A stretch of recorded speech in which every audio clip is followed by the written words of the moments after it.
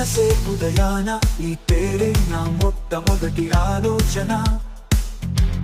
చీకటి ఆవరించిన రేయిలో నీ స్వరం వెలుగై మార్గం చూపెను. పువ్వుల లోపల పరిమళమున్నట్లే నీ ప్రేమ నా ప్రతి శ్వాసలో. నీ నడక వెంబడి నా జీవిత బాట మారింది కొత్తగా. కోటలు కట్టిన నా మనసు నీ ప్రేమతోనే తెరుచుకుంది.